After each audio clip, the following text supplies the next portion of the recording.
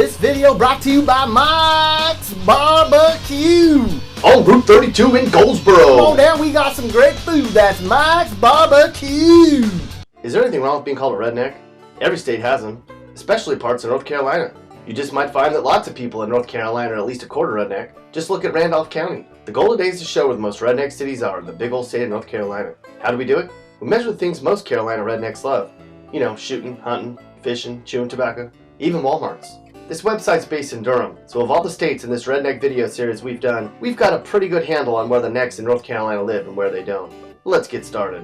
Our first stop on the redneck circuits of North Carolina starts in Smithfield, a pretty damn necky place along Route 70, about halfway between Raleigh and Goldsboro. They have the 9th most bars and the 5th most gun stores per capita here. Smithfield might only be 70% white, but you can bet that everyone who is white here is 100% neck. Seeing as how there's so many gun stores and plenty of open woods and farmland in the Smithfield area, you can probably hear the gun shells flying all the way over to Fuquay. They ain't scared to use their weapons in Smithfield either, so you better not cross them when filling up at shoots.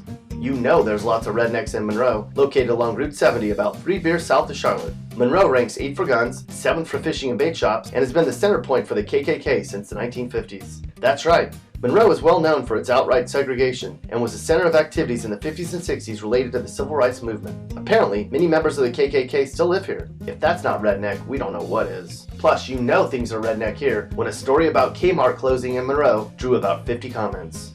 If you took your beat-up Ford south of Asheville along I-26, eventually you'd come to Hendersonville, where it's 80% white. You know when you'll get there because you'll see a big old pile of beer cans. Being way out here in the hills means Hendersonville necks can get after it big time. And just about everything's in season at some point. You know, deer, turkey, gray squirrel, brown squirrel, coon, beaver, baby otter.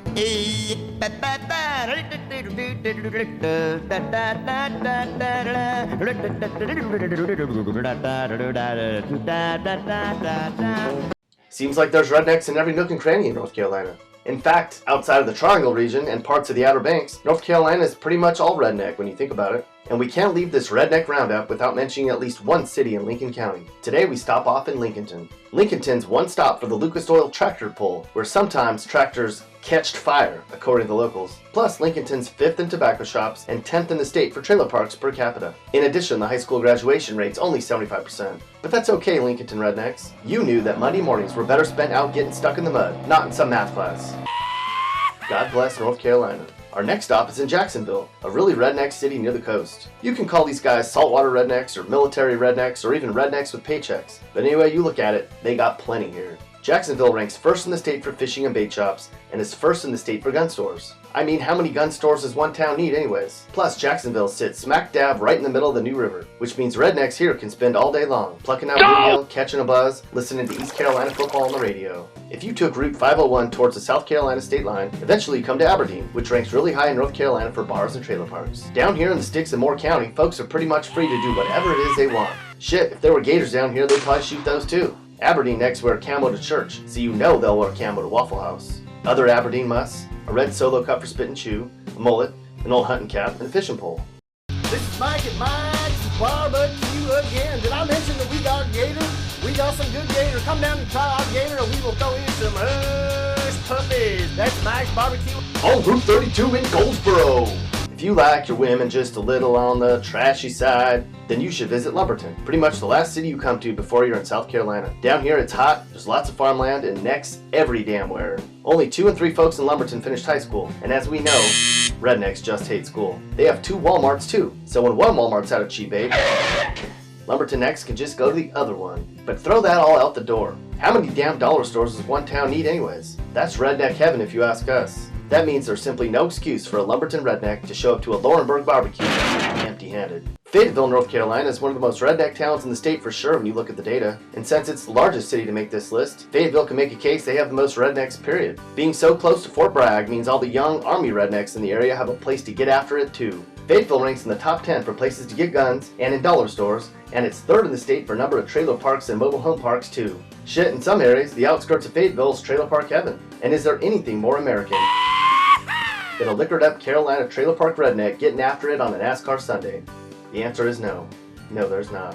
Halfway between Statesville and Winston-Salem along I-40 is the real redneck town of Moxville. They're 1st in the state for guns, 1st in the state for bait shops, and 1st in the state for smoke shops. That's a clean redneck sweep. They have a Walmart all to their very own too. For a redneck, that's like short lines at Disneyland. Did you know Moxville's the burial place of some of Daniel Boone's family? He might be the most famous redneck of the 19th century. And where's the most redneck city in North Carolina? There's an interesting story behind that answer. Typically when we make our redneck videos, we use the same list that we used last year for our popular series. We were about to make this video and Asheboro was on that list. Coincidentally, we were driving in the Asheboro area and we thought, let's check out Asheboro. We've never actually been there. About 30 minutes into the trip, we were like, hell no.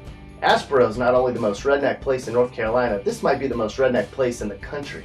And it's not just Asheboro that's a necky place either. It's the entire region. Randleman, Ramseur, Seagrove, Farmer, they're all smaller redneck hubs that pretty much make Randolph County one big damn redneck party.